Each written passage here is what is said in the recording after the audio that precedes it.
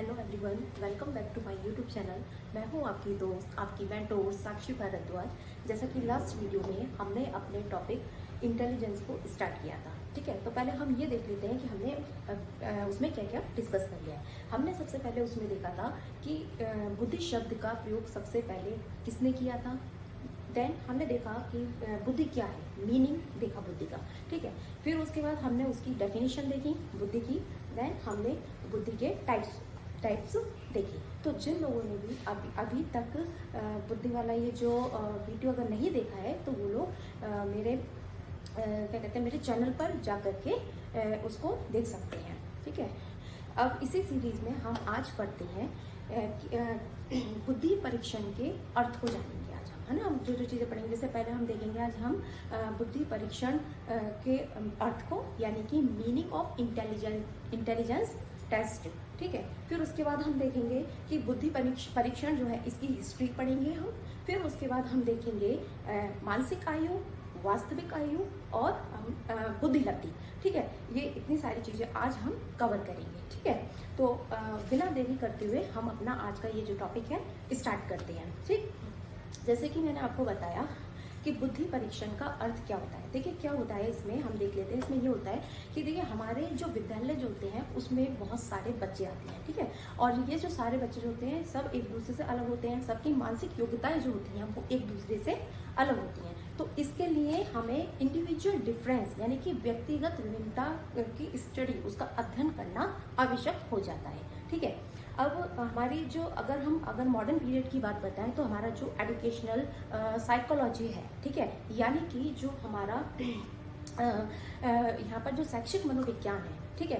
तो इसकी सबसे बड़ी देन है कि बुद्धि का मापन करने के लिए इसने हमें क्या दिया है, हमें क्या प्रोवाइड कराया है, बुद्धि परीक्षण हमें इन्होंने प्रोवाइड कराया है, ठीक है। उसके बाद हम इसमें ये देखते हैं कि अब यहाँ पर ये देखा जाता है कि बुद्धि परीक्षण के द्वारा किसी व्यक्ति की या किसी बच्चे की बुद्धि का मापन किया जाता है, ठीक है। इसके द्वारा हम ये देखते हैं कि किसी बच्चे का या जो व्यक्ति जो होता है उसका मेंटल डेवलपमेंट कितना हो गया है, ठीक है। इसका अनुमान लगाया जाता है, ठीक है।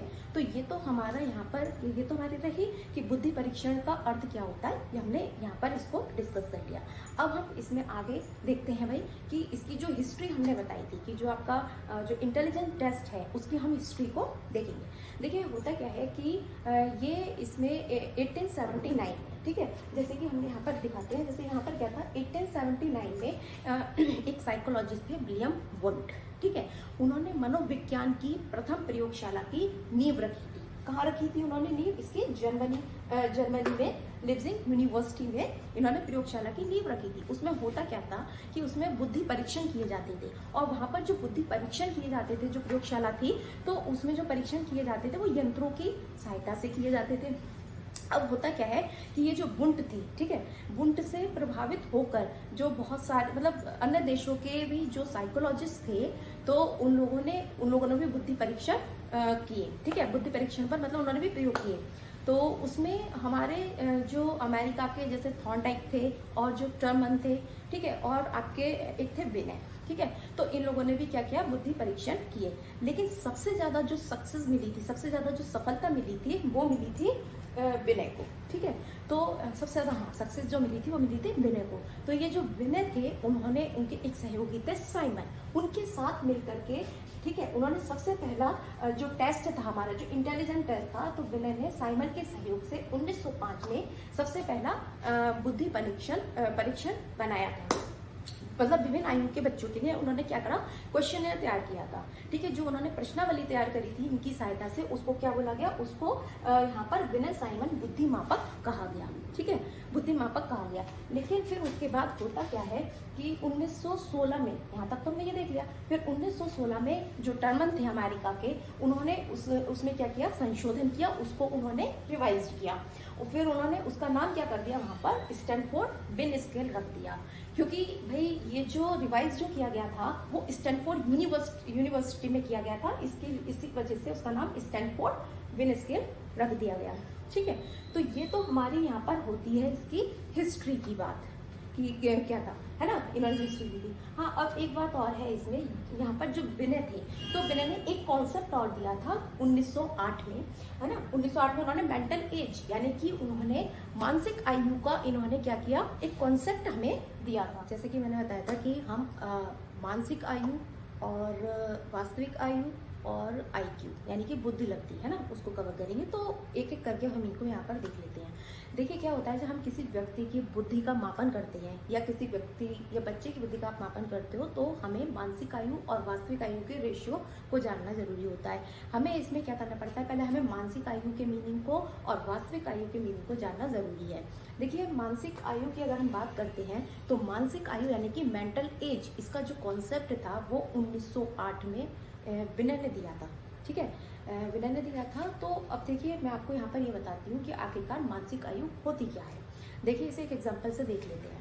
इसमें होता क्या है, मानसिक आयु में जैसे मान लीजिए 6 साल का बच्चा है, ठीक, 6 साल का बच्चा अगर 8 साल के बच्चे के लिए जो निर्धारित जो क्वेश्चंस होते हैं, अगर वो उनको सॉल्व कर लेता है, ठीक है, तो जो उसकी जो मेंटल एज जो होती है, ठीक है, उसकी मेंटल एज क्या मानी जाएगी, 8 वर्ष मानी जाएगी। क्यों? क्योंकि उसने 8 साल के बच्चे के क्वेश्चंस को सॉल्व कर लिया है। ठीक है, लेकिन उसकी जो वास्तविक आयु है, जो उसकी जो रियल एज है, वो उसकी कितनी है, 6 साल है। ठीक है, तो ये तो हमारा यहाँ पर हुआ कि मानसिक आयु आपका क्या होता है। ठीक है, अब यहाँ तो हमने यहाँ पर ये चीज़ देख ली। ठीक, उसके बाद हम यहाँ पर देखेंगे IQ की बात। ठीक, वास्तविक आयु भी मैंने बता दिया यहाँ पर इसी एग्जाम्पल से। अब हम देखेंगे IQ यानी कि बुद्धि लब्धि। ठीक है, तो बुद्धि लब्धि की अगर हम बात करते हैं तो IQ का प्रयोग, IQ के प्रयोग का सुझाव जो था वो सबसे पहले जो दिया था, किसने दिया था, स्टर्न ने दिया था और कोहलमान ने दिया था। ठीक है, कोहलमान ने दिया था। कब दिया था, 1912 में दिया था। ठीक है, तो यहाँ पर इन्होंने ये बताया था कि भाई IQ कैसे निकलेगा, MA/CA करके। ठीक है, लेकिन हुआ क्या, इन्होंने सिर्फ जो है इस फॉर्मूले का सुझाव दिया था। देन होता क्या है, फिर आते हैं हमारे यहाँ पर टर्मन। टर्मन ने क्या किया, टर्मन ने 1916 में, ठीक है, संशोधन कर दिया उसमें। उन्होंने क्या करा कि IQ जो होता है वो MA/100/CA करके निकलेगा।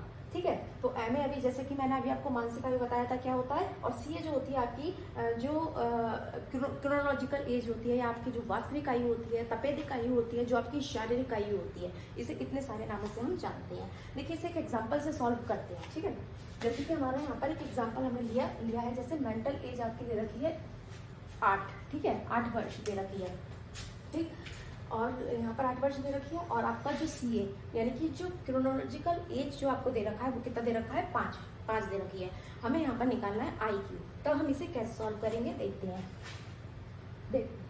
तो हम IQ यहाँ पर निकालेंगे। MA हमारा कितना है, 8, ठीक, इंटू 100/CA कितना है, 5। ठीक है, 5 से इसे कट करेंगे तो कितना होगा, ऊपर आएगा 20, और 20 की 8 से मल्टीप्लाई कर देंगे तो कितना होगा, 160।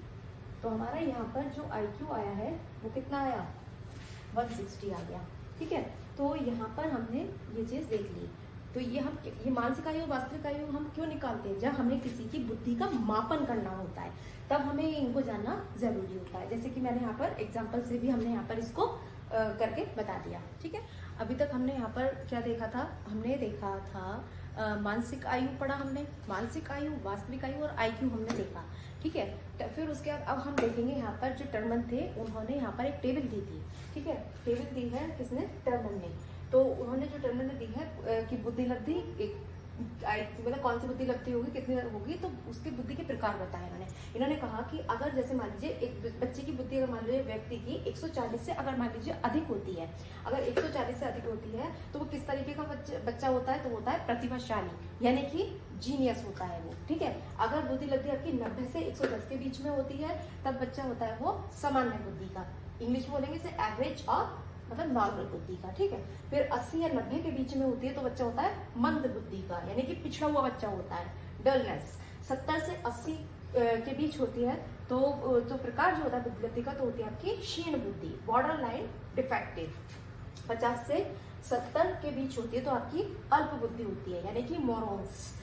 है ना। और 20 या 25 से 50 तक की होती है तो होती है आपकी मूर्ख बुद्धि, मूर्ख बुद्धि, ठीक है, मूर्ख बुद्धि, है ना। ये होती है आपकी इम्बेसिल्स। फिर उसके बाद आता है अगर आपकी 20 या 25 से भी कम होती है, ठीक है, 20 या 25 से भी कम होती है तो वो आपकी महामूर्ख बुद्धि होती है, जिसे बोलते हैं इडियट, ठीक है, जिसे हम क्या बोलते हैं, इडियट बोलते हैं, ठीक है। तो ये हमारा यहाँ पर आज का ये जो टॉपिक है ये यहाँ पर हो गया। अब हम यहाँ पर ये देखेंगे कि हमने आज क्या क्या चीजें डिस्कस करेंगे, ठीक है। हमने आज सबसे पहले यहाँ पर देखा मीनिंग ऑफ इंटेलिजेंस टेस्ट, यानी कि बुद्धि परीक्षण के अर्थ को देखा। फिर हमने क्या देखा, बुद्धि परीक्षण की हिस्ट्री को देखा। उसके बाद हमने देखा कि आप जब बुद्धि का मापन करते हो तो उसके लिए आपको किस चीज की जरूरत होती है, मानसिक आयु यानी कि मेंटल एज की, और दूसरी जो होती है आपकी वास्तविक आयु, क्रोनोलॉजिकल एज जो होती है उसकी, ठीक है। फिर उसके बाद हमने देखा आईक्यू यानी कि बुद्धि लब्धि देखा, ठीक है। फिर उसके बाद हमने देखा कि जो टर्मर ने यहाँ पर जो टेबल बताई है कि भाई कितनी बुद्धि लब्धि होगी तो किस टाइप का बच्चा होगा, किस, है ना, उसकी बुद्धि का प्रकार क्या होगा, हमने यहाँ तक इसको देख लिया, ठीक है। वैसे इसमें एग्जाम में मोस्टली जो पूछा जाता है वो आपसे पूछा जाता है, तो जैसे 140 से अधिक, ठीक है, 140 वाला बहुत ज्यादा पूछा जाता है, ठीक है। एक आपका सामान्य बुद्धि पूछा जाता है और मंद बुद्धि 80 से 90 वाला जो होता है ये जो है पूछा जाता है। एक आपका 50 से 70 यानी कि जो अल्प बुद्धि होती है वो पूछी जाती है, और 25 से 50 तक ये मूर्ख बुद्धि जो होती है, या जो आपकी फिर 25 से भी जो कम होती है इडियट, ये वाली ज्यादा पूछी जाती है। पढ़ना हमें सब कुछ ही है, आप लोगों ने सब पढ़ना है, लेकिन जो इम्पोर्टेंट है ज्यादातर मतलब ये पूछी जाती है, ठीक है। तो अब हम यहाँ पर हमारा आज का ये टॉपिक जो है हम अपना क्लोज करते हैं यहीं पर।